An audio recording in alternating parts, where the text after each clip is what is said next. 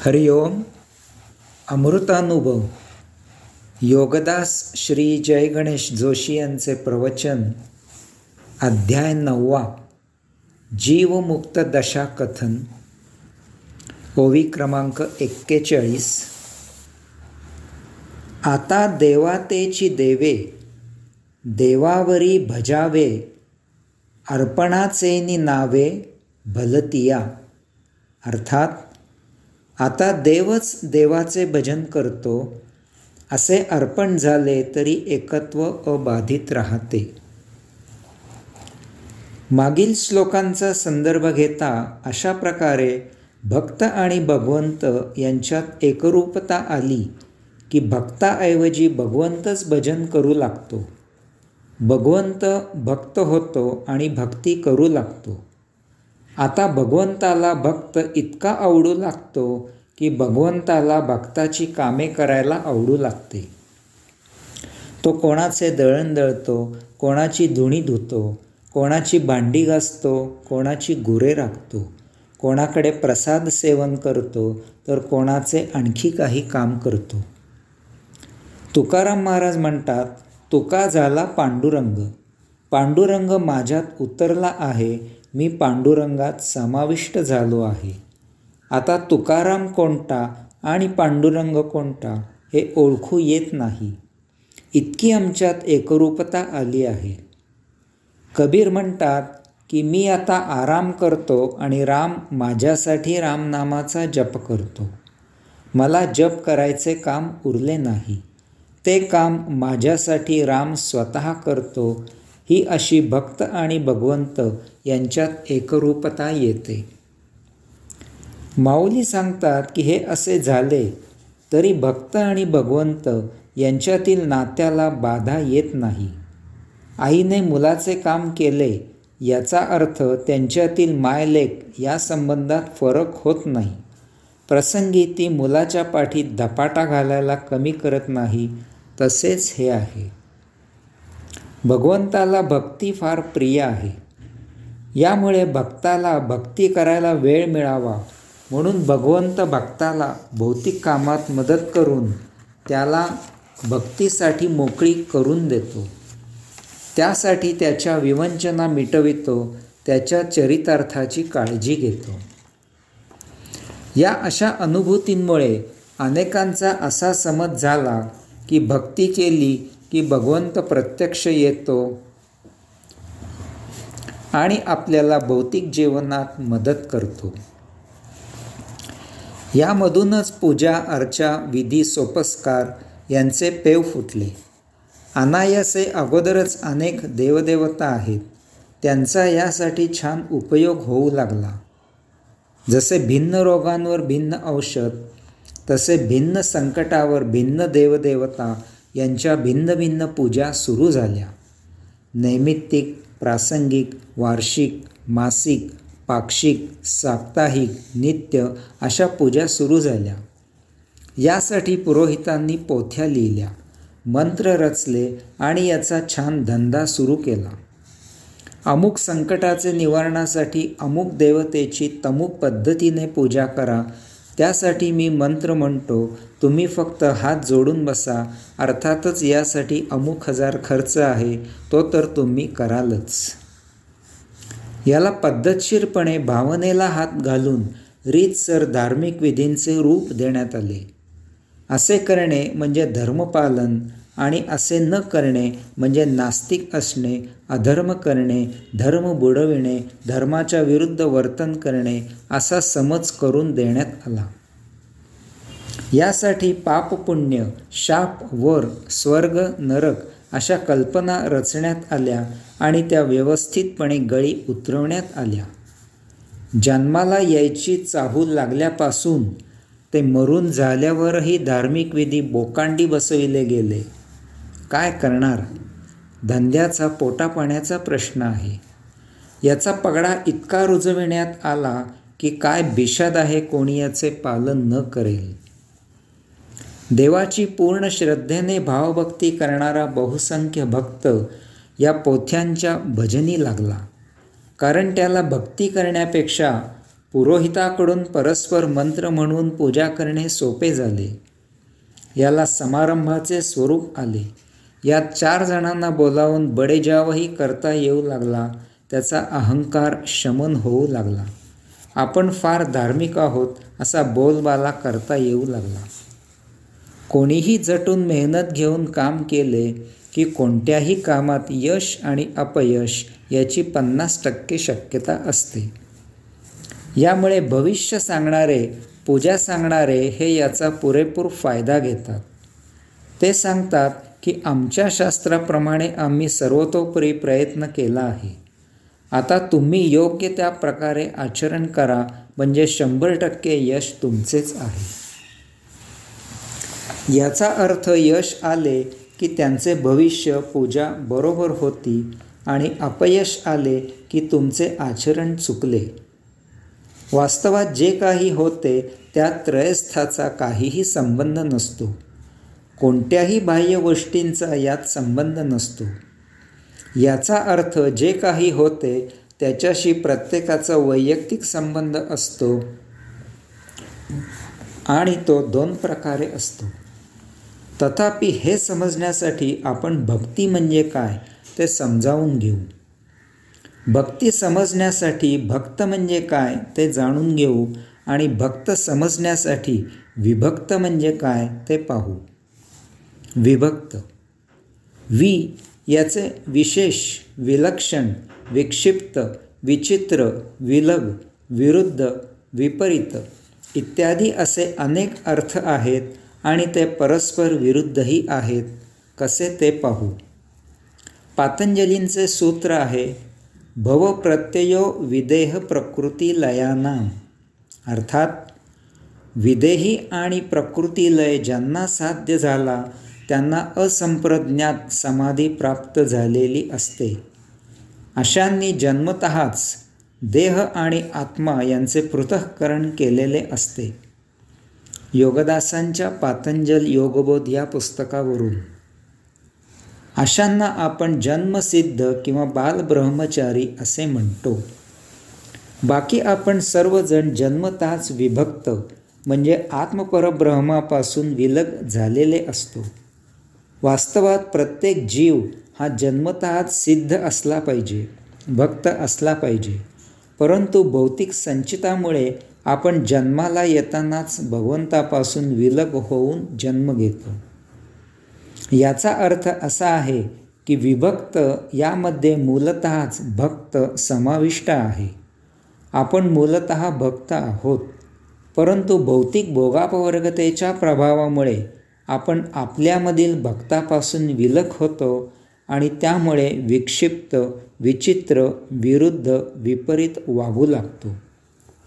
यामुळे आपण विभक्त झाल्याचा पगडा आपल्या मनावर बसतो आणि आपण आपल्याला आपण मूलतः जे नाही ते विभक्त समजू लागतो. हे पुसले जाण्यासाठी भक्त म्हणजे काय ते जाणावे लागते. भक्त याचा अर्थ आहे जो भगवंताच्या सन्निध आहे, भगवंताच्या जवळ आहे, भगवंत स्वरूप आहे, पूर्ण श्रद्धेने त्याची भक्ती करत आहे, असा भगवंतापासून निराळा नाही. तो आणि भगवंत एकरूप आहे. विचार करावा की आपल्या सर्वात जवळ कोणी आहे तर तो अंशात्मा आहे, आपल्या अंतःकरणात आहे. आपण स्वतःच ते आहोत. तरीही आपण जन्मतःच विभक्त आहोत, कारण मागील जन्मी आपले आचरण अयोगिक झाले आणि या सद्य जन्मातही आपण तसेच वागत आहोत. आपण भगवंताला सोडून भौतिक वस्तू जगताच्या नादी लागून त्याच्या भोगापवर्गतेत अडकलेलो आहोत. यामुळे आपण आपल्याच स्वस्वरूपाची ओळख विसरलो आहोत. आपण आपल्याला अंशात्मा असे न जाणता देह समजत आहोत. यामधून जर आपण बाहेर झालो, भगवंताची भक्ती करू लागलो तर आपण भक्त होऊ. आपण जे मूलतः आहोत त्या स्वस्थानी आपण पुन्हा या जन्मी प्रस्थापित होऊ. मागे झाले ते झाले. या जन्मी आपल्याला आपल्या जीवित कार्याची जर जाण आली आहे तर त्यात त्वरित सुधारणा करावी. भगवंताची भक्ती करावी, त्या योगे त्याचे दार्शनिक व्हावे, साक्षात्कारित व्हावे, मुक्त व्हावे. याचा फार मोलाचा परिणाम म्हणजे आपण आपल्या संपूर्ण संचितापासून मुक्त होऊ. आपल्या आयुष्यामधून सुखदुःख पुसून जाईल आणि आपल्या जीवनात आनंदी आनंद फुलेल. आपली विभक्त या अवस्थेमधून सुटका होईल आणि आपण भक्त होऊ. तथापि यासाठी भक्ती म्हणजे काय ते जाणून घ्यावे लागते. भक्ती यामध्ये भज हा धातू आहे. याचा अर्थ आहे एखाद्याला भजणे, एखाद्याच्या आहारी जाणे, एखाद्याच्या पूर्णपणे सन्निध राहून त्याच्या प्रभावाखाली वर्तन करणे. अशापासून कधीही विभक्त न होणे, त्याने सांगावे आणि आपण त्याचे त्वरित पालन करावे, त्याच्या मताने आचरण करणे, यापुढे आपल्याला आपले स्वतंत्र मत नसणे. आत्यंतिक टोकाची भक्ती सांगते की देवा मला तू हवास. तुझ्यातच सामावून घेऊन भक्तीपासून दूर करणारी मुक्ती मला नको. तुझी भक्ती करायला मिळणार असेल तर मला अमुक्त राहावे लागले तरी चालेल, परंतु मला तुझ्यापासून दूरत्व नको. देवा तुझ्यापासून दुरावा न होण्यासाठी माझा तुझ्याशी सतत योग जुळून यावा. मी योगी म्हणूनच परत परत जन्माला यावे आणि जीवन जगावे. म्हणजे सकृतदर्शनी द्वैत असले तरी आचरण अद्वैतात होईल.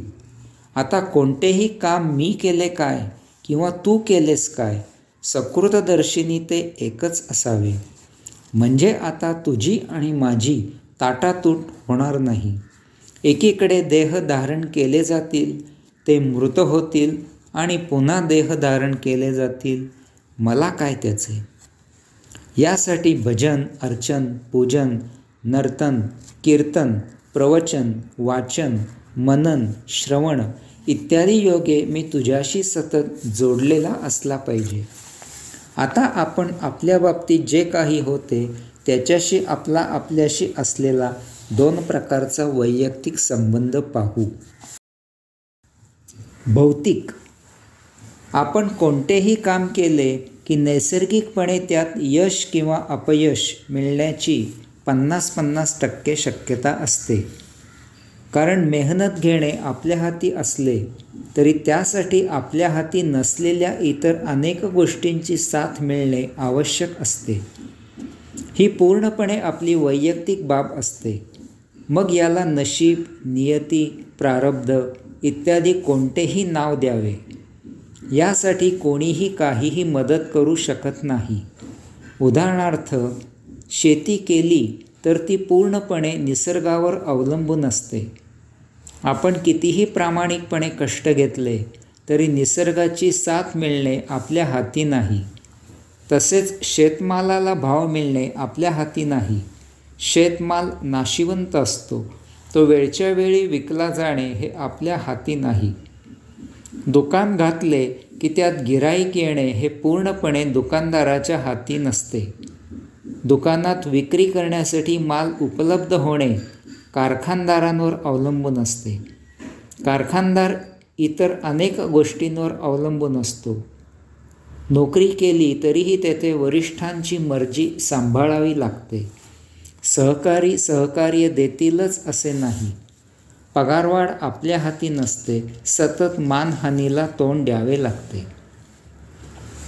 अशा प्रकारे उत्तम शेती, मध्यम व्यवसाय, कनिष्ठ नोकरी असे काहीही कितीही प्रामाणिकपणे आपण आपल्याकडून योग्य प्रकारे केले तरी यशाची शक्यता फक्त 50% असते आणि उरलेले 50% अपयशाचे असतात. याला आपण किंवा अन्य कोणी काहीही करू शकत नाही. अशा प्रकारे भौतिकामध्ये आपल्या कष्टांना योग्य न्याय मिळणे आपल्या हाती नाही. याचप्रमाणे पंडित पुरोहितांनी मंत्र म्हणूनही काही उपयोग होत नाही. कारण अशा धार्मिक देवकृत्यांनी आपल्यात काहीही फरक होत नाही. तथापि नको तो अहंकार मात्र जोपासला जातो. आध्यात्मिक.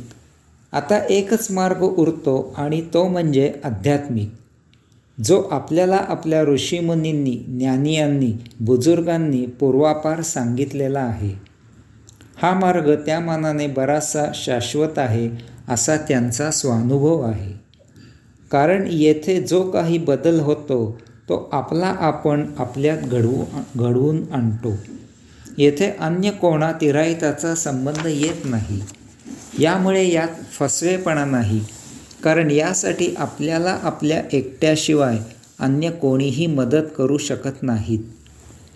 तथापि सुरुवातीला एखाद्या योग्य अशा योगाचे दुकान उघडलेला नव्हे, पैसा, प्रसिद्धी, प्रतिष्ठा यामागे लागलेला नव्हे, योगगुरूंकडून मार्गदर्शन घ्यावे लागते. मग नित्यनेमीत आपला आपणच मार्ग आक्रमायचा असतो, आपली आपणच प्रचिती घ्यायची असते. नित्यनियमित योगसाधना, उपासना करावी, सत्संग करावा, श्रवण करावे, आध्यात्मिक वाचन मनन करावे. अध्यात्माला अपेक्षित असा आहार घ्यावा आणि विहार करावा. मौन, प्रशांत असावे. नित्यदिनी जमेल तितका स्वस्वरूपी निवास करावा. या आणि अशा अध्यात्माला अपेक्षित असलेल्या सवयी लावून घ्याव्यात. या सर्वांचा फार सुंदर परिणाम आपल्यावर होतो. आपले शारीरिक आणि मानसिक स्वास्थ्य आणि संतुलन राखले जाते. या योगे आपण निरोगी राहतो. आपल्यात चैतन्य सळसळत राहते. या योगे कुंडलिनी जागृत राहते. आपल्याला प्रज्ञा प्राप्त होते. या योगे आपल्याला नैसर्गिकपणे नियतीकडून सिद्धी प्राप्त होतात. त्या आपल्याला आपल्या संचिताप्रमाणे जीवन जगायला मार्गदर्शन करतात. त्यासाठी प्रसंगी मदत करतात. यामुळे आपले जीवन भरकटत नाही, तर ते निसर्गाला आणि नियतीला अनुलक्षून सुरू राहते. आपला आपल्याशी अंशात्म्याशी योग जुळून येतो. आपल्या हातून अयोगिक आचरण होत नाही. भौतिकाच्या मानाने थोडे धीमेपणाने, साधेपणाने, परंतु पूर्णपणे समाधानाने तृप्त होऊन मोठ्या आनंदाने जीवन जगले जाते. येथे जे काही होते ते केवळ आपल्यामुळे, आपल्याकडून, आपल्यासाठी केले जाते. यासाठी नैसर्गिकपणे नियतीकडून साथ मिळते. उदाहरणार्थ, जर आपल्याला एखादी गोष्ट अनुकूल नसली तर सिद्धी त्या न होण्यासाठी आपल्याला वेळीच सावध करतात. याचा अर्थ येथे कोणी सिद्धपुरुष उभा राहत नाही, तर ही आपलीच आंतरिक महादिव्य ऊर्जा कुंडलिनी असते. तसेच याचप्रमाणे आपल्या संचिताप्रमाणे आपल्याला संधी उपलब्ध होतात. ही स्वसंवेदना, आत्मप्रेरणा असते. हे सर्व आपले आपण करायचे असते. आपणच आपल्याला सर्वात चांगली मदत करू शकतो. तीच शाश्वत असते. यालाच येथे माऊलींनी भगवंत भजन करू लागतो, भक्ताच्या सन्निध वावर करू लागतो, भक्ताची कामे करू लागतो असे म्हटले आहे. उदाहरणार्थ, जेव्हा भगवंत दळण दळू लागला असे म्हटले जाते, तेव्हा स्वतःमधील कुंडलिनी जागृत होऊन विश्वास बसणार नाही अशी कामे स्वतःकडून उरकली जातात. इतकेच काय, तर भक्ताच्या जीवनाला अनुकूल अशा अन्य गोष्टी आपोआप जुळून येऊ लागतात. आपल्या ध्यानीमनी नसताना तेथे अन्य कोणीतरी उपस्थित होतो आणि आपल्याला मदत करतो. या आपल्याच सिद्धी असतात. ती आंतरिक शक्ती असते. बहुधा अशा वेळी आपण ध्यानावस्थेत असतो, आपल्याला हे उमजत नाही. उदाहरणार्थ, आपणच भगवंत स्वरूपाने प्रसाद ग्रहण करतो आणि व्युत्थान झाल्यावर आपल्याला वाटते की भगवंताने प्रसाद ग्रहण केला. असेही घडते की आपल्या जागृतावस्थेत सिद्धी काम करतात आणि आपण अशा वेळी उपस्थित झालेल्याला म्हणतो की आपण देवासारखे भेटलात, देवासारखे धावून आलात इत्यादी. आपल्याला कल्पना नाही की आपण आपल्यातील कुंडलिनी शक्तीपैकी फक्त 5 ते 7% ऊर्जा नित्य दैनंदिन व्यवहारासाठी वापरत असतो. उर्वरित ऊर्जा न वापरता तशीच पडून असते. आपल्यात नैसर्गिकपणे महादिव्य ऊर्जा आहे. त्याचा वापर करण्याची कला अध्यात्माने साध्य करावी. त्यायोगे आपले भरकटणे बंद होते आणि आपली जीवनयात्रा योग्य मार्गाला सुरू राहते. आत्ता लिहित असलेले हे 40वे पुस्तक माझ्याकडून लिहून घेतले जात आहे.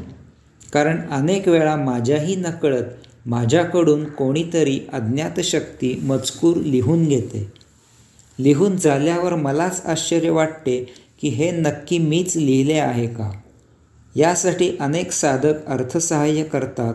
पुस्तक छापले जाते. पुस्तकातील विषयांवर प्रवचने आयोजित करतात. माझी लेखणी सुरू राहते. अशा प्रकारे आपली आपल्याशी भेट होते. आपल्यामधीलच महादिव्य ऊर्जा कर्मप्रवृत्त होते. त्यायोगे एरवी सहसा अशक्य वाटणाऱ्या घटना घडतात. आपले काम योगसाधना उपासना करणे, योगाचरण करणे, नियतीला अपेक्षित असे नैसर्गिक वर्तन करणे, नियतीने उपलब्ध करून दिलेल्या सर्वस्वाचा मोठ्या विनातक्रार आनंदाने स्वीकार करणे इतकेच आहे. हेच आचरण प्रभूला या अंशात्म्याकडून अपेक्षित आहे. आता माऊली येथून पुढे काही उदाहरणे दृष्टांते देत आहेत. हरिओम.